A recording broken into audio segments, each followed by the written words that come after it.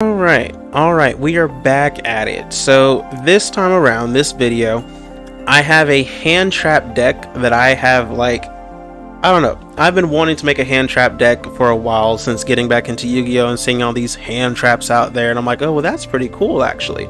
So let me make a hand trap deck that's just hand traps and see if I can actually do a decent job with it. Because, you know, I'm all about the trolls. Competitive is unpleasant. I just want to troll folks. So, Majin says you're good at making decks and bad at love the game but can't do decks. Yeah, I would say I'm okay-ish, but I mean, that's because I've been playing Yu-Gi-Oh! Since like it came out in America forever ago. I mean, I left it obviously after a while, but I mean, the principles are still the same, more or less, but it's a lot easier to do in an online game like this because all the cards are available for gems. But anywho, so once again, I have 3 replays to show for this hand trap deck. The last one there is a loss, but it goes to 35 turns. I probably could have won that one if I didn't do a certain misplay earlier, but I'm still learning the deck because I literally just made it today. So, or at least I just finished it today and was able to actually test it out and play it. So here we go into the deck.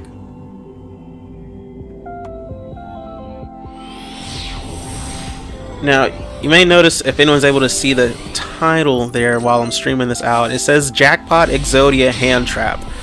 And that's literally what this deck is.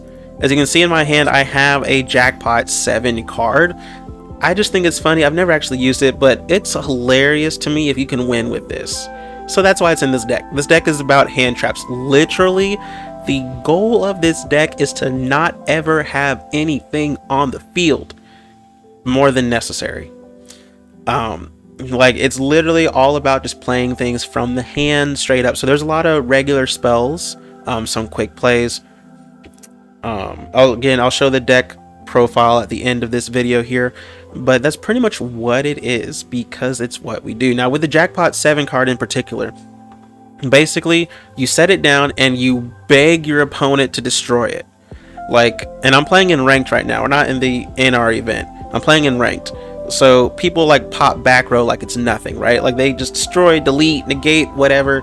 So I'm like, yes, do that with this Jackpot 7. You play this card down and you leave it there. Like if you activate this card, it shuffles into your deck. And you don't want to do that. I want them to not know I have a Jackpot 7 there until it's gone and then they see it's a Jackpot 7. Because then it's going to make them think, do I need to destroy any other card that he sets down? Because if he sets down another Jackpot 7 and I just, like, you know, Harpy Feather Duster or some ability that destroys back row cards and deletes them, it could be another Jackpot 7. Like that mind game right there, I'm trying to play into that. With this deck, just like with the other deck, Relinquish deck, you want to go second because going first with this deck does nothing for you. And I also have Exodia in this deck, so since, yeah, you just want to go second. I mean, plus this deck does kind of struggle it does kind of struggle a little bit with, you know, life point protection.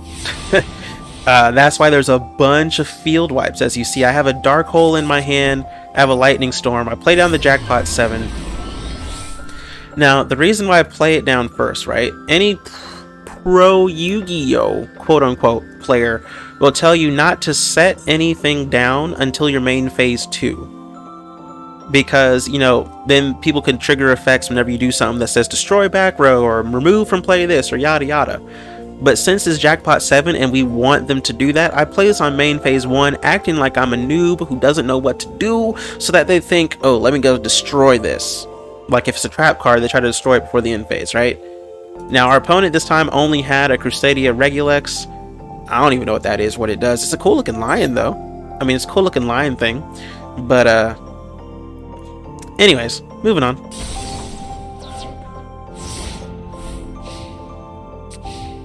So I Dark Hold it because, yeah, that's what we do. Like with this hand trap deck, you really do not want your opponent to gain momentum unless you know exactly what it is they can do and what they're going for. Like, we just activate, I kind of go unga bunga with this deck, to be honest. Like, I just activate anytime I can. mainly because I don't know a lot of these archetypes. So I'm trying to read effects and see what it is they're trying to do and see if it's worth using up a resource on. But, I mean, you know, sometimes you just gotta go for it. So they're gonna max C me.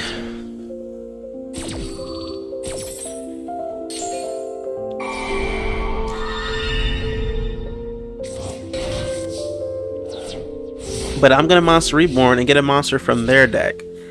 A strategic Monster Reborn is really great.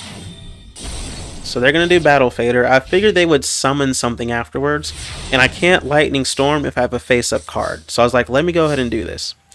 Now, this version of the deck, I am using Ledger of Ledgermane. The deck on this replay is not the version I'm currently using, because like I said, I made this deck today.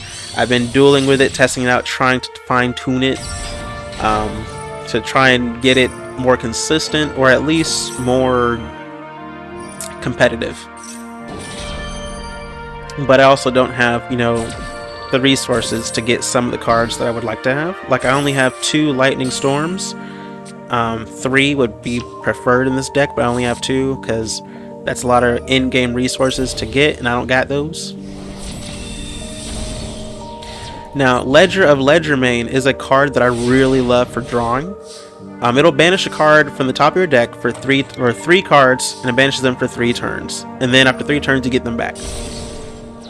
It's like a delayed Pot of Greed, except with an extra card, and I love it. Plus, when they're banished, you can actually see what it is that's banished. So here we are, turn 9, and this is ranked, by the way. I forget what rank, but this is ranked Platinum 5 probably at this point. I don't know. We're on turn 9. They still haven't touched my life points. They destroyed a Jackpot, which is good. Good.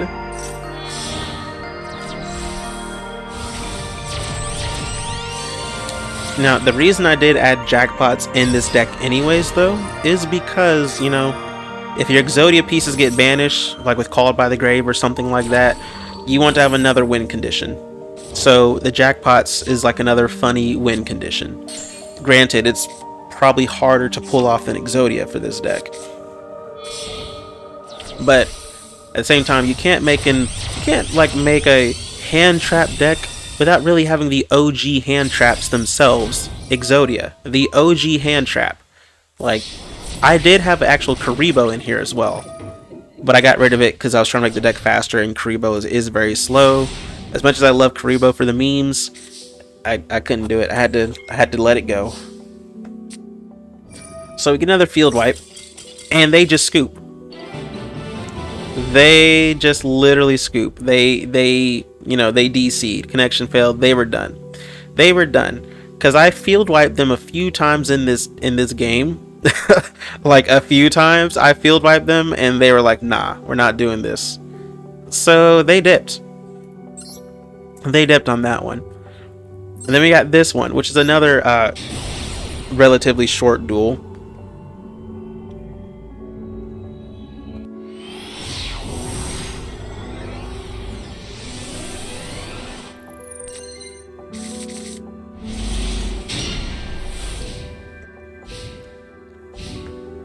Now, this deck does have a lot of quote-unquote staples. Now this, I don't think this was the smart... Was this the smart play from me? Was this one where I kind of... I don't think this was the smart one, but we'll see. Because this deck does need to have... This deck is weak to monster effects because it's a hand trap deck. There's not a... So you're not really negating a lot of monster effects. So having infinite impermanence, which is a hand trap negate, is nice. Oh, I remember this. Okay, this is this duel. Okay. So they're doing their thing. They got their Shadow out there. I'm like, okay, cool. Not bad. Do your thing. Do whatever you're gonna do. I negated a monster's effect, but it didn't matter because they're just making plays and making plays. And this is still turn 1, by the way. And they're just making a bunch of plays. So they're doing stuff. I'm using hand traps. I'm negating, doing my thing because it's kind of just do it. And then we hit into the end phase here. Aaron Kemp on the Facebook side says, new event come out 31st of this month, along with a new character, I tell you, owner finally. Went to explore the chasm. Oh, you're talking about Genshin. Oh man, Aaron, I haven't played that in so long. I have not played it actually. So we have this pot of extravagance here. Now in the last duel, you may or may not have noticed. Actually, I don't even remember if I had an extra deck or not.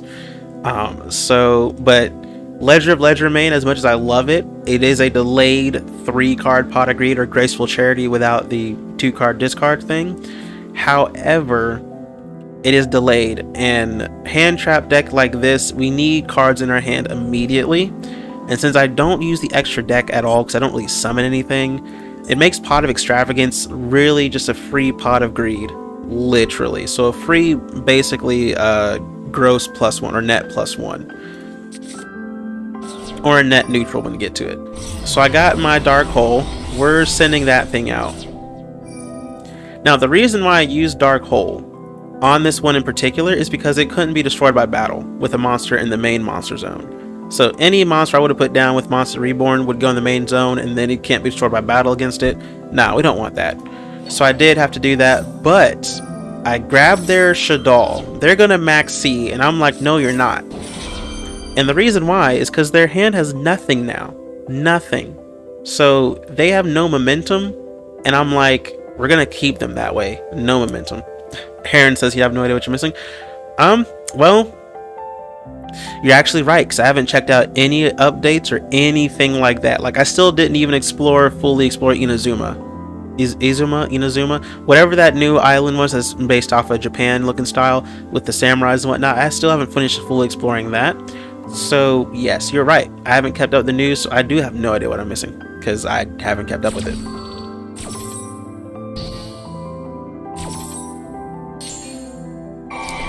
But anyways, so we go ahead and get this going. I grab his Shaddoll, or their Shaddoll, whoever KY9 is, and we just attack, because that's what we do.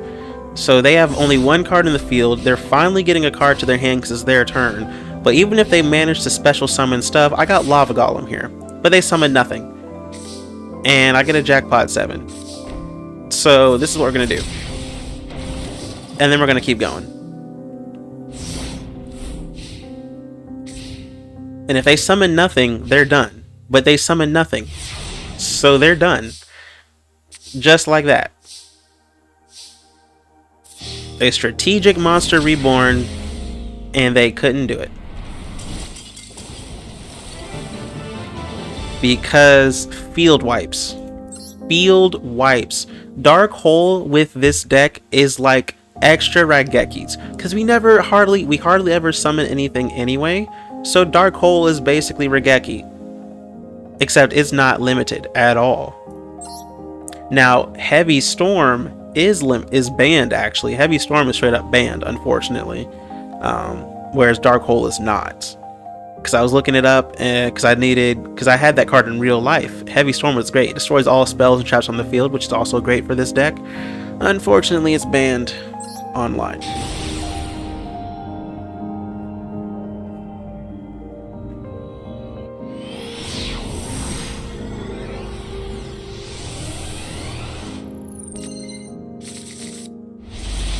Alright, so this duel in particular.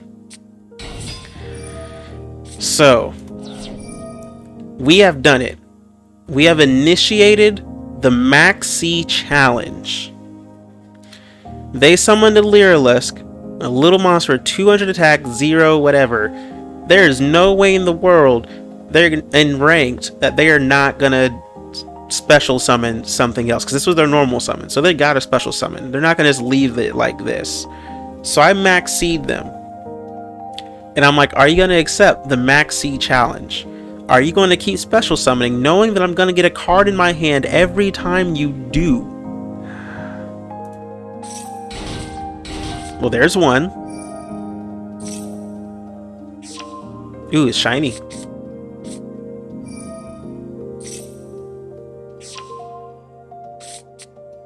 There's 2.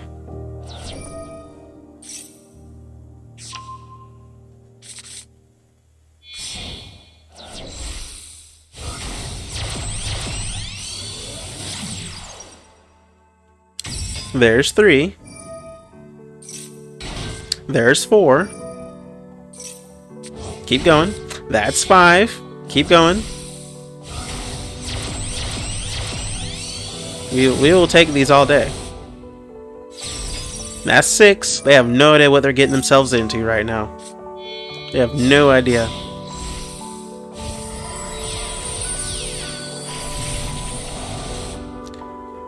And that's 7.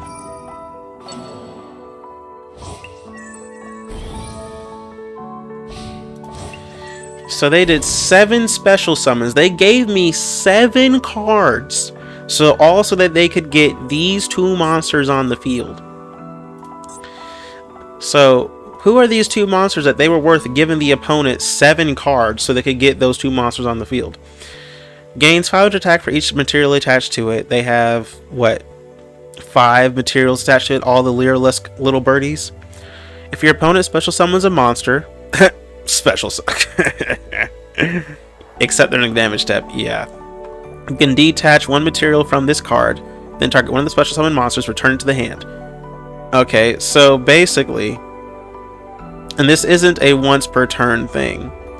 So basically, this card's going to return any monster I special summon, and it's not once per turn. So they can just do it 5 times because this card has 5 monsters equipped to it. Okay, cool.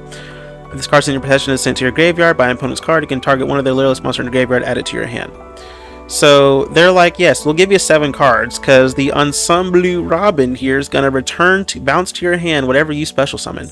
And then there's this guy. Seamorph Bird of Sovereignty. Cannot be used as link material. Your opponent cannot target this card with a Wing Beast monster or a Wing Beast monster card points to with card effects. So this card cannot be targeted by card effects, and nothing it points to can be targeted by card effects, and it's currently pointing to this guy. So I cannot target either of these things with card effects. Alright, cool.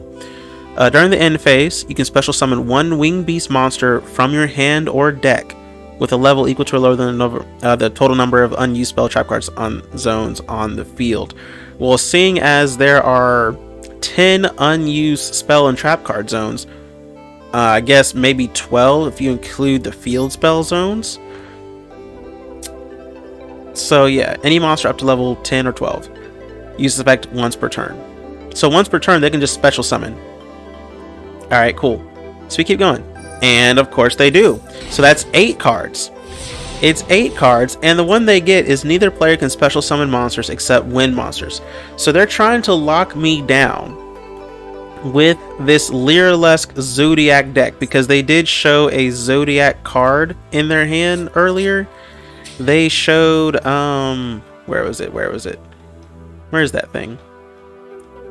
I want to say they showed... Oh, I got to go like all the way up here, don't I? They showed... Where was it? I want to say that... I know they showed it because I saw it. They play it later regardless. There it is, this one. So they showed this Tri-Brigade card. So I know they have Tri-Brigade and these Leerlusk whatevers. So they've given me 8 cards. Turn 1, they are locking me down. I can only special summon wind monsters, and whenever I do, they're gonna bounce it back, and then I can't target any of these 3 cards with card effects. Like, in their mind, this is a wrap. This is locked down. 2400 attack monster. I can only normal summon and then activate effects to special summon, but if it's not a wind monster, I can't special summon. Like, this is a good lockdown, not gonna lie. If it wasn't my deck that they were up against. They took the Max C challenge. I have 1, 2, 3, 4, 5, 6, 7, 8, 9, 10, 11, 12 cards in my hand. Wait, I'm sorry, 12. I should have 13. 5, you start with 8, that you get 13. And then I draw another one.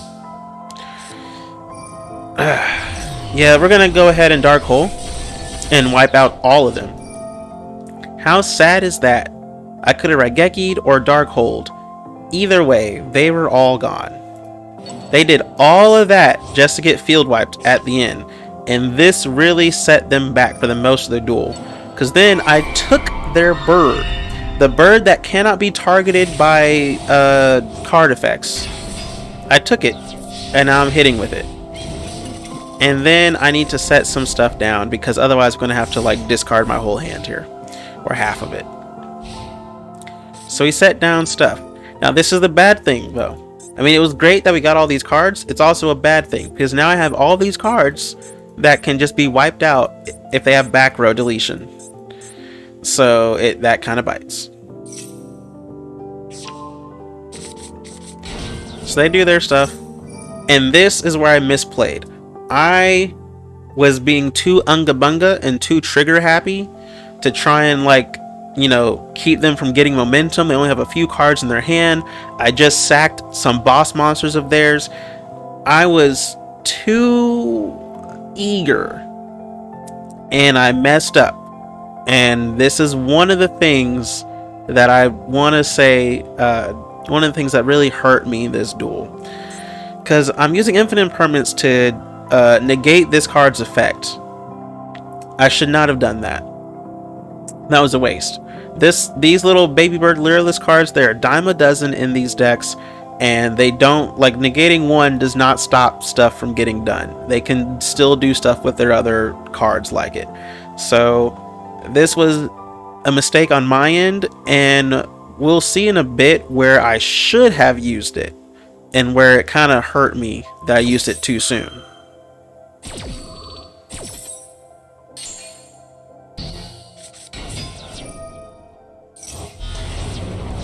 Here we go.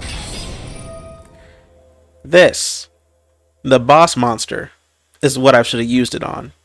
This is the effect that I should have negated right here. So what happens is if this card is special summoned, or if another whatever type is special summoned to your field, you can banish one card on the field. That's the problem.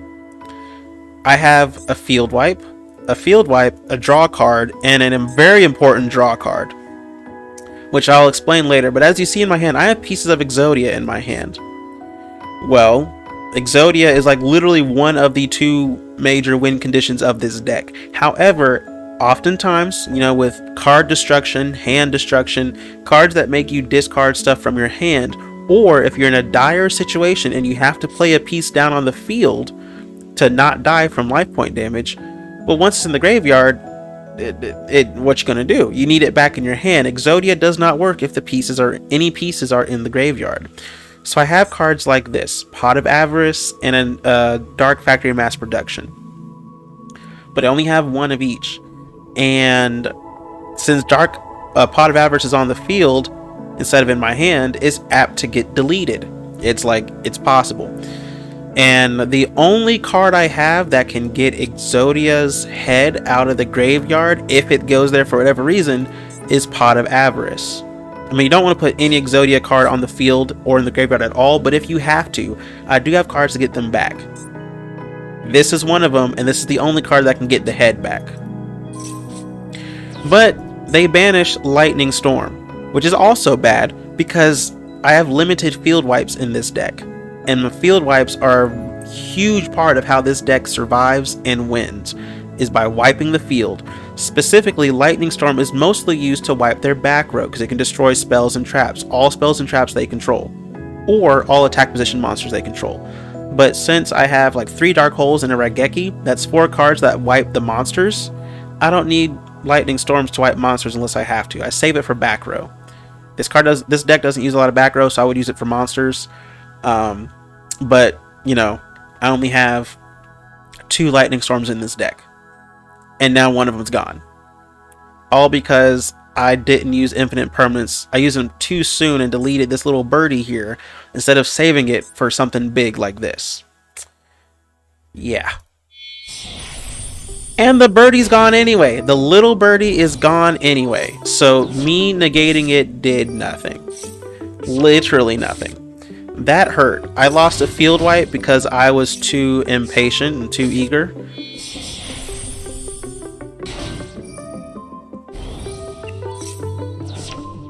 So now they're doing all their stuff. They got Utopic Future into Utopic Draco Future.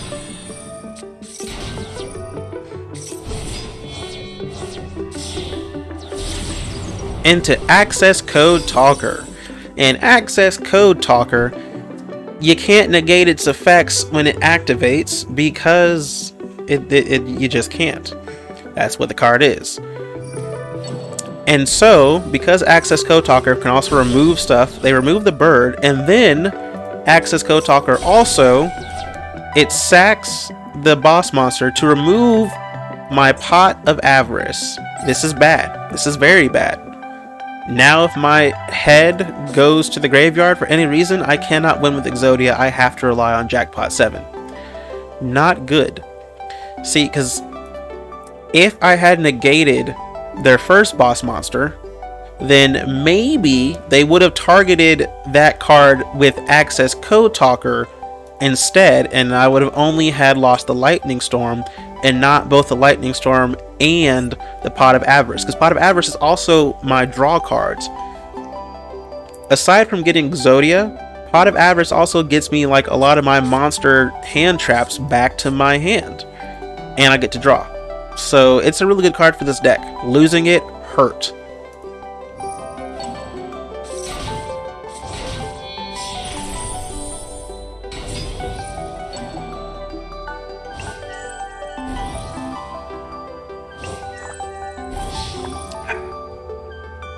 So now they attack. So here's the thing, right? They attack here. Now this guy, number Draco Future, number F0 Utopic Draco Future. Basically, my plan was that I was going to use Battle Fader, they're going to negate it, and then I was going to use Battle and Boxer. I think that was what my plan was at first.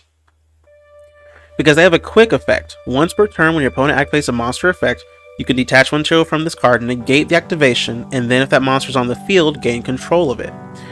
It doesn't destroy, which is fine, it just negates. So since he was going to negate my Battle Fader, you know, you want to save Battle Fader for like a whole round, not just part of it.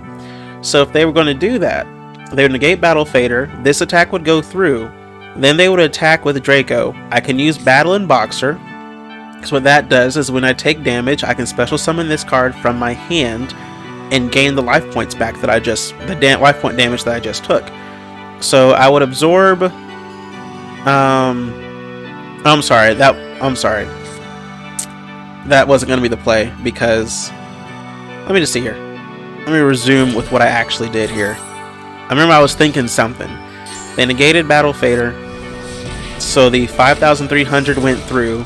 I did use Battling Boxer, that's right, to regain the 5,300. So they were going to attack with the Utopic. Okay, 3k, whatever. And then I was like, you know, I'm just going to take 1,000 from this and be fine. I'm not going to use Battle Fader on one monster when it's just 1,000. I can survive it. I'm not going to use Battle Fader and just end the battle phase. It's their last monster anyways, right? So I take my 1,000, like, okay.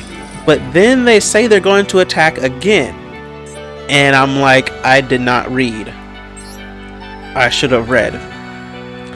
So yeah, this card gains 200 attack for each material attached to it. Okay, no problem, whatever. This card can attack directly. Okay, who cares? While this card has material, it can attack a number of times each battle phase up to the number of materials attached to it. So since this card has 4 materials attached to it, it can attack 4 times in the battle phase. And it can attack directly, regardless. So it can just hit me for 4k, because it has 1,000 attack right now. It's going to hit me for 4k each time. And then it can detach a material from this card until the end of this turn. Literally, monster's control cannot be destroyed by battle or card effects. Also, you take no battle damage. Right. So since I didn't read that, I just took 1,000 damage right there for no reason at all, when I should have taken none. This also hurt me because I did not read the abilities of the cards I was dealing with. Yeah.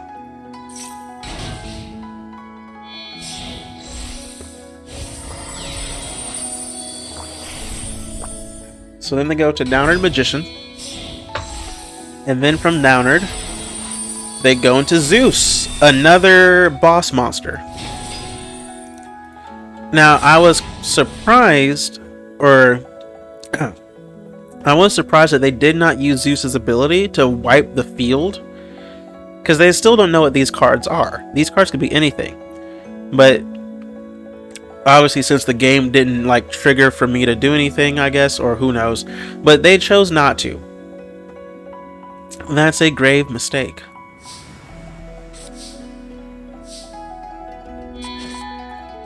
Because I sacked them both for Lava Golem. See, with Zeus, right? Zeus has a quick effect.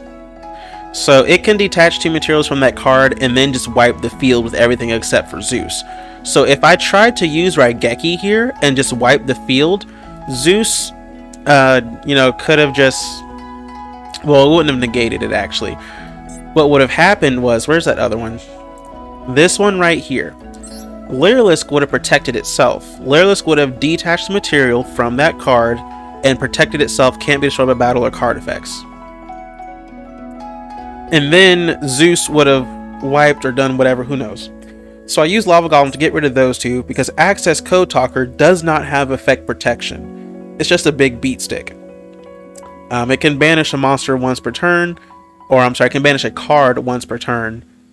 But other than that, I mean, you can't negate, or respond to its effects, so it just happens. But it's not protected by its effects. So cool. So I sack the 2 problematic monsters for Lava Golem here. Then I wipe the field with Raigeki. And the reason why I did that first, even though I have Pot of Extravagance here, is Pot of Extravagance has to be activated at the beginning of my turn. It has to literally be the first thing you do each turn.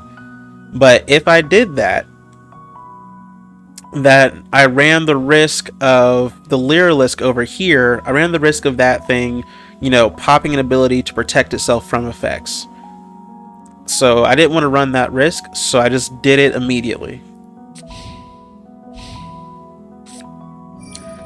So now they're down to just 2 cards, and they only have 2 cards in their extra deck. They've gone through most of their extra deck. They've gone through most of their boss monsters. Like, they've burned through so much of their deck, most of the extra deck. Like, so the tough part is seemingly over.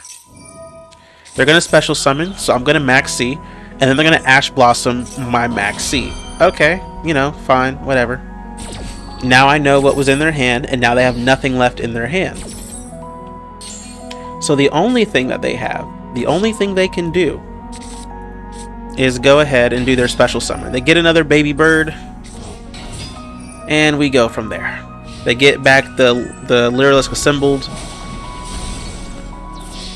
and it attacks me twice, but I'm not going to use a Battle Fader on, or attacks me once, sorry.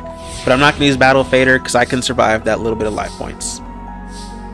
If I had played the game smarter and read stuff more, that would have been the first time this game that I would have taken any damage. We're on turn 6.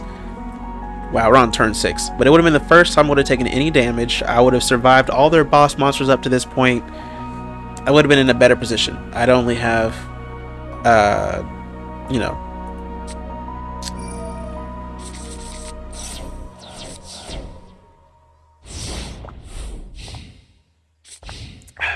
That's good water. So now they summon this guy, and they summon one more guy from their extra deck. Alright, so this is a bit. I'm going to use Battle Fader. I don't want to take this damage. If I can help it, I'd rather not.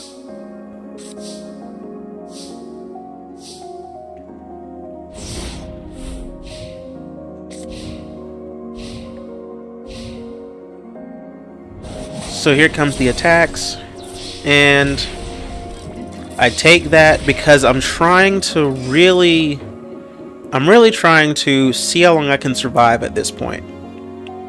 Because I'm at 21 cards, they're at 21. I'm like, I don't just want to waste Battle Fader. I kind of want to save it in case they summon something else, but we'll see. So I use Battle and Boxer, get back to 1900.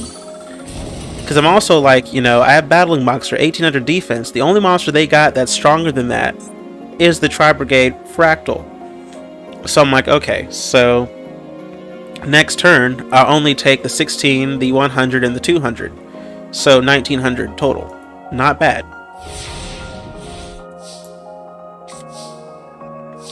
I get the Jackpot. I play that down along with an Ash Blossom because my mindset here is that they'll attack with the Tri-Brigade Fractal, because that's the only one that can take him out. Then they'll attack with the 1600 and they'll lose some damage because it's an Ash Blossom, so they'll have to wait another turn. That was the idea. Until they just Raigeki'd. They drew into their Raigeki, so there went that plan. That's one turn lost right there, because now I have to use Battle Fader instead of waiting another, like a whole other 2 turns. So I'm like, let me go ahead and Dark Hole this. They do the protection. However, the Lyrilisk there now only has 0 attack. And this is where I made the gamble right here. This is where I made a huge gamble. I can play a leg down in defense mode. They'll attack it, and that's fine. I was thinking with 20 cards left, I don't know what else they can do. They only have 1 card in their extra deck. There's not much they can do. And I still have cards that can get the leg and arm pieces back to my hand. So this alone will protect me from being chipped down by 100. So yeah, we're gonna go with that.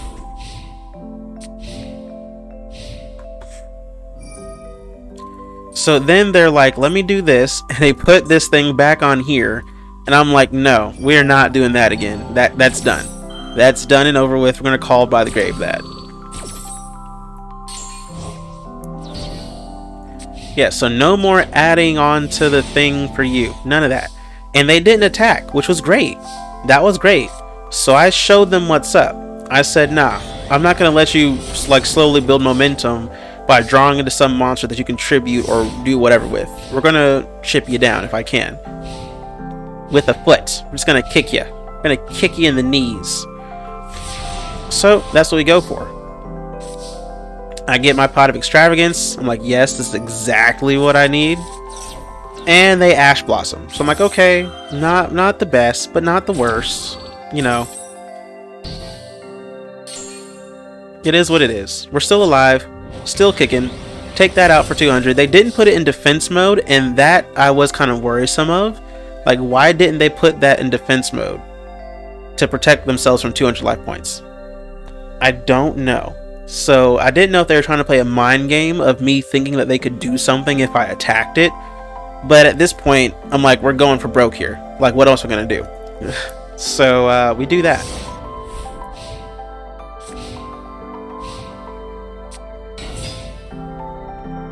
So they play it and sack it. And I'm like, did they just give up? Like, I'm thinking they just gave up at this point. They just played that guy down and attacked me when he has 0 attack instead of putting him in defense mode or anything like that. Like, they just gave up. That's what I was thinking. Until that happened. And then I saw that in their hand. This Tri-Brigade Fractal, their 3rd one. Now it's like, oh snap, there's a 3rd one. Of course there's a 3rd one. So that's in their hand. And so I'm like, okay, well, you know, Mama didn't raise no fool. So let me go ahead and use this Pot of Extravagance now that they definitely can't Ash Blossom and put that thing in defense mode. I would put Ghost Bell down, but Ghost Bell is only 1800. Fractal's going to take it out regardless.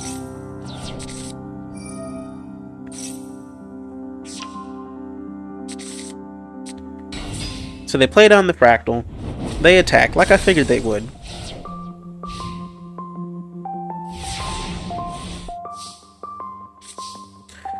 So there's my Dark Factory Mass Production, which is the card I have so I can get the Exodia pieces. I only have 1 piece in the graveyard.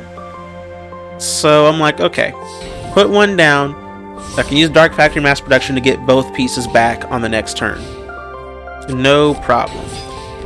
So they put down their Max C. You know it's getting down to the wire when they put down a Max C to attack you. You know it's getting down to the wire. They have 12 cards left in their deck. They have burned through their deck. 1 card left in the extra deck. They're probably not going to summon it. This 1900 Tri-Brigade Fractal is the best they got. So they attack me there. Give me for 500. So I'm like, okay, what's next? I have 4,700 life points left. What's next? I still have 2 Jackpot 7s. I don't think they're going to get rid of my Jackpot 7, but I still have 2 more in the deck, which will be bricks for me at this point. because they wouldn't do anything. I need to survive life points. This guy has a 1900 and a 500. That's 2400. I'm only surviving 2 turns if I play nothing down and they play nothing else. My options here is to play Ghost Bell in defense mode and hope that they attack with the Max C first and then attack with the Tri-Brigade Fractal. But if I were in their position, I wouldn't do that. I would attack with the 1900 first and then hit with the 500. Because we're whittling each other down. We're getting down to the wire here. So I'm like, okay. Well, the other option I have Forbidden Droplet. I can drop their attacks in half and play Exodia down. And it'll be enough to take out the Tri-Brigade Fractal on this turn. And then next turn I just take out Max C, and then I just keep hitting them, headbutting them with Exodia's head.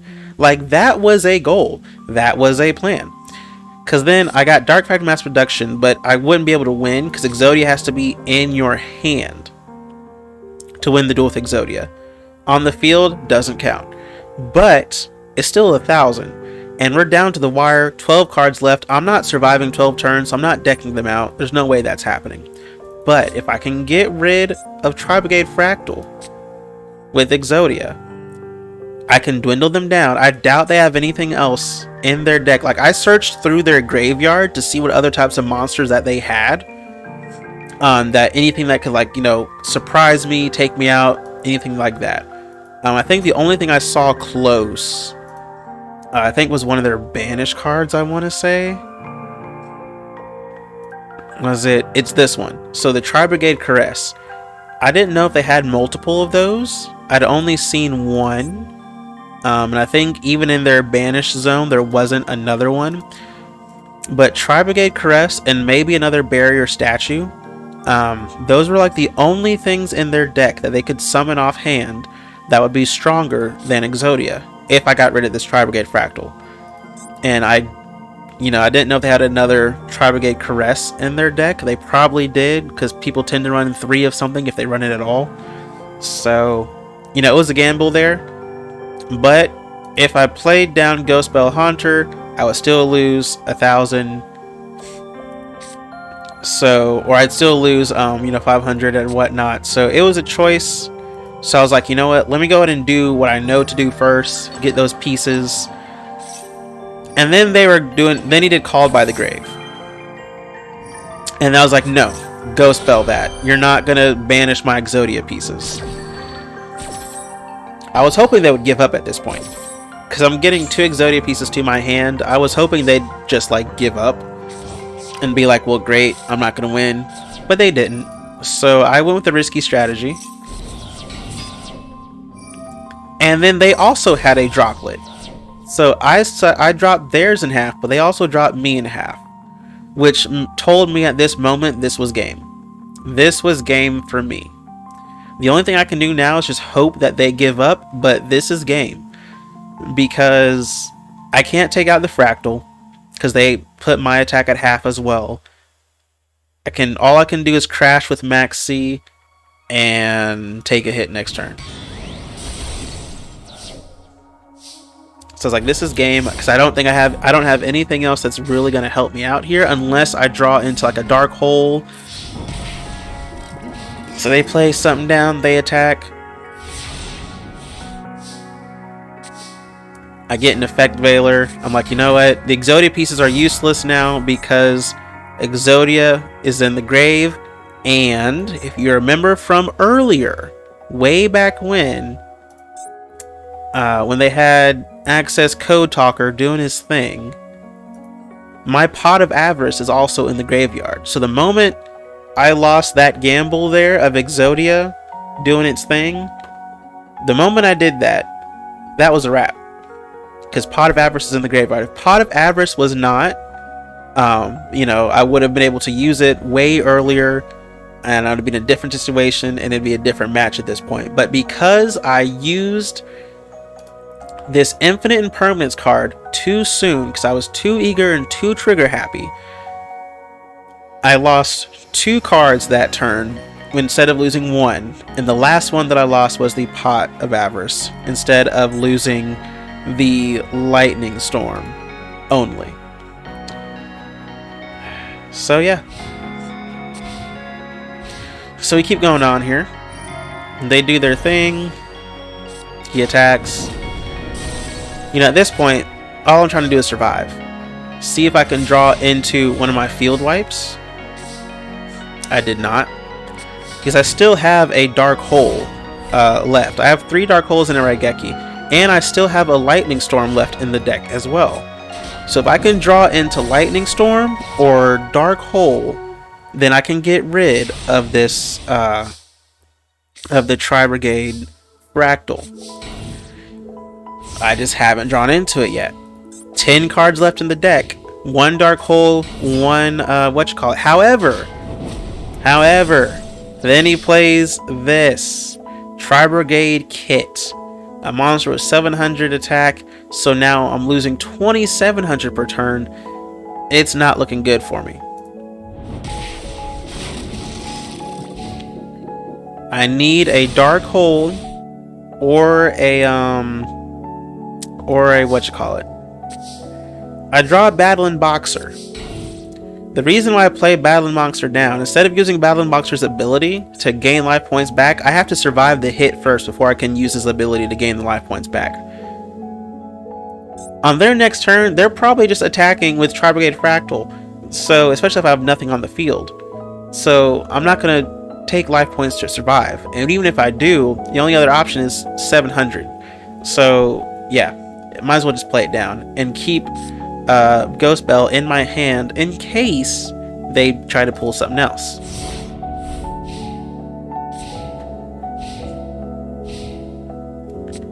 Now, they were not smart here, but they were trying to finish this off. They thought I had another piece on the field, a piece of Exodia, so they were doing that instead of just going for a guaranteed 700.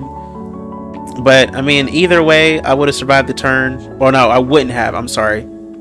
They were thinking that I would have, died, but obviously it's not the case. So I survived this turn, but they're not going to make that same mistake again. At least I wouldn't. So I get my second jackpot. That is not what I needed at all. At all. Jackpot at this point is a straight up brick because I do not have enough life points to try and get 3 and hope that they get rid of my 3. I don't got it. So I play down what I got. They're going to be smart this turn, attack with the 2k attack first and then hit with the 7. So I survived this turn. So this is literally a heart of the cards moment. I have 2 field wipes left in this deck. 2 field wipes left, 8 cards. Now, one of those 8 is going to be another Jackpot 7. 2 of those 8 are the field wipes that I need. So 2 out of 8, that is literally a 25% chance that I draw the card that I need.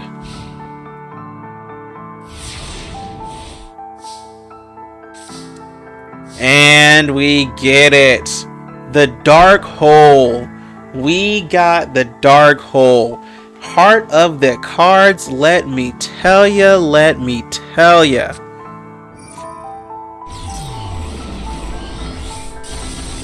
At the last possible moment, they thin out their deck. 5 cards left in their deck. 5 cards. I'm thinking they got nothing else. I'm like, you got 5 cards left. No, there's no way you have monsters left. You've gone through so many monsters. Until they revealed the monster in their hand. And I was like, no way. No way. You got, and yes, it's a monster that will, if this card is in your hand, you can target 1 Lyrix monster in your graveyard, which they have tons of at this point. Special summon both this card and that monster. That's literally all that's needed. Like, that's literally all that's needed. So they summon the Lyrilisk monster that has just enough attack points to finish me off. Like, they had all these other Leerless monsters. Oh, that's 0 attack. That's 0 attack. Yeah, the only other Leerlusk monster in their graveyard that had any attack at all was this one. It was the only one. And not only that, but it had just enough attack for my 100 life points. Like, I got the card I needed, and then they got the card they needed. Just like that. I thought I had the heart of the cards, but alas, so did they.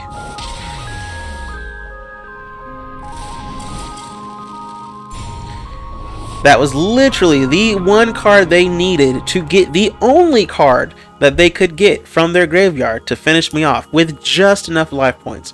What are the odds? Whatever they are, they were not in my favor. Now, that being said, it is a very fun deck just to mess around with, folks. Let me go through the deck profile here for you to finish off this video here. So, the deck profile for this deck. Of course, you got your pieces of Exodia, right? That is your primary win condition with this deck. The other purpose of this deck is quite literally to annoy your opponent. This is a troll deck with just hand traps. As you'll notice, I very rarely had anything down on the field that stayed there. We got 3 battle faders because you play this thing down and it ends the battle phase completely. It doesn't target a monster. It just says no. Just says no. We have Effect Veiler, because monster effects are very important to get rid of in a deck like this, especially when you're playing regular or ranked or whatever. A lot of monsters have troublesome effects. If you can time it right, you can stop some combos, annoy some folks. We have 3 max Cs because we need the draw power. This deck needs draw power. It's a hand trap deck. You play stuff from your hand. You need to have stuff in your hand. Now, I have 2 Ash Blossoms and 2 Ghost Bell and Haunted Mansions. So 2 Ash Blossoms, 2 Ghost Bells. I was running 3 Ash Blossoms, 1 Ghost Bell before, but Ghost Bell has actually proven to be very underratedly useful. There's also another one of these types that like gives you life points when your opponent special summons a monster, but that's kind of hit or miss because you have to time it exactly right. Battling Boxer, because we get back the life points that we just took, and it helps me survive. Helps me survive turns. Lava Golem for those monsters, as you saw in that previous duel, those pesky monsters that can really just not be destroyed by, can't be targeted by, yada yada. Or once per turn they can negate stuff. Like, that's what Lava Golem's for. Now, the strength of this deck, the other strength of this deck, comes from the spell cards. Dark Hole, 3 of those things, because Raigeki. It's just 4 Raigekis pretty much, because we don't really keep anything on the field, and we don't care if certain things go to the graveyard because we get them back to our hands or our decks. We have Harpy's Feather Duster because back row is also important.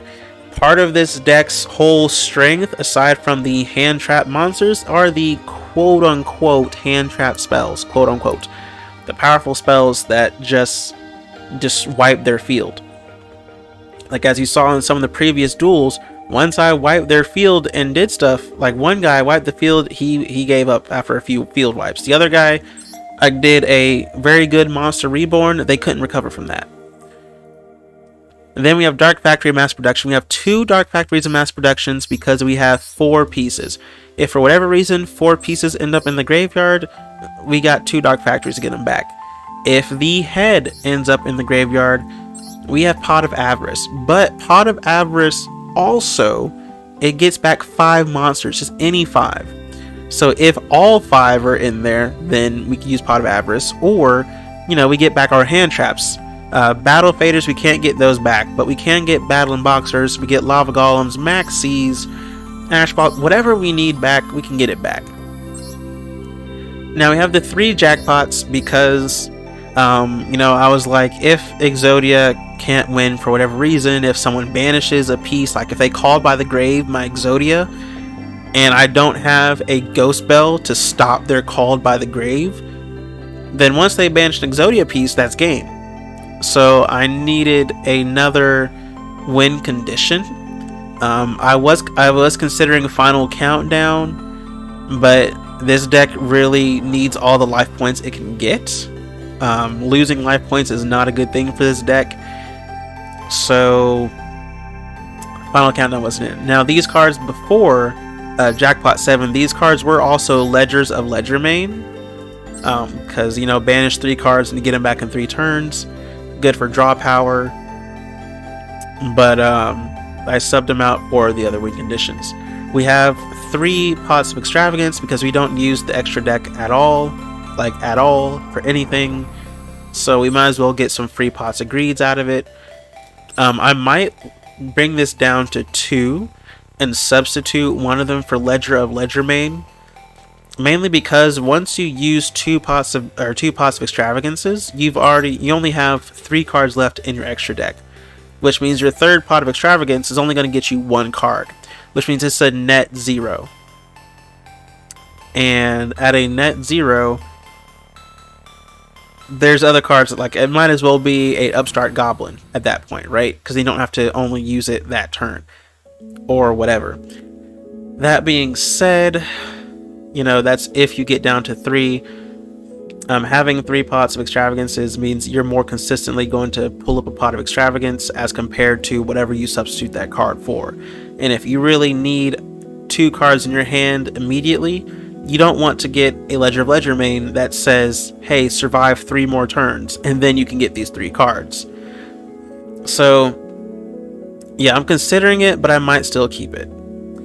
Or, I might do 1 Day of Peace. I do love 1 Day of Peace. 1 Day of Peace is one of my favorite cards for drawing. Even though it does give the opponent another thing, it also protects us from life point damage. 1 Day of Peace is one of my favorite draw cards. But anyways, we have 2 Lightning Storms because I don't have the UR resources to make another one. As you can totally see there, I have 0 UR resources left.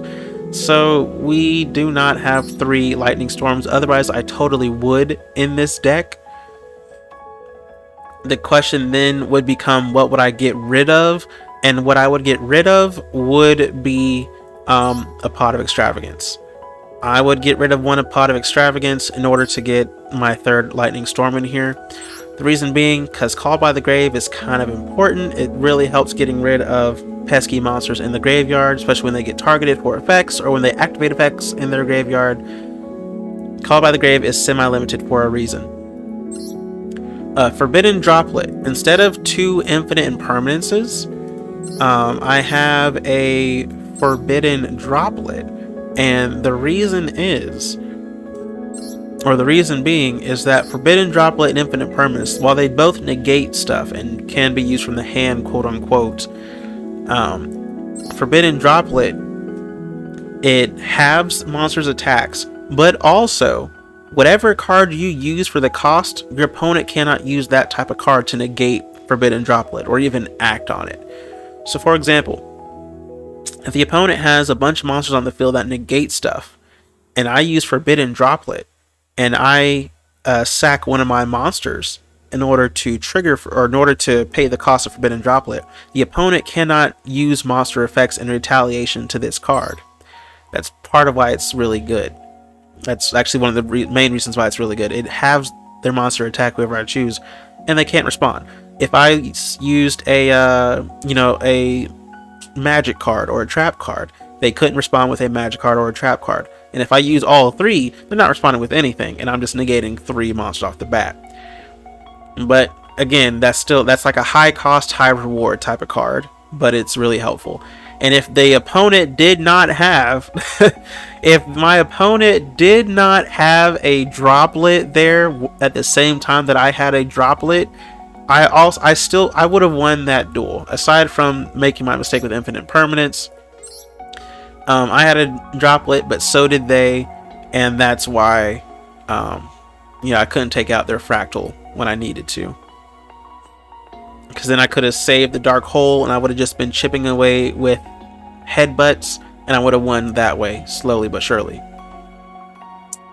So yeah, but that's the deck profile for this deck as of right now. You know, again, if I could get a third Lightning Storm, I would take out one of the Pots of Extravagances for it.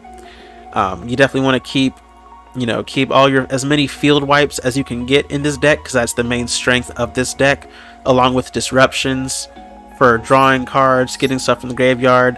You got your life point protections with Battle Fader and Battle and Boxer. Got your effect negations, because you do need those in this deck. So you got 3 effect negations in this deck between Effect Veiler, Forbidden Droplet, Infinite Impermanence.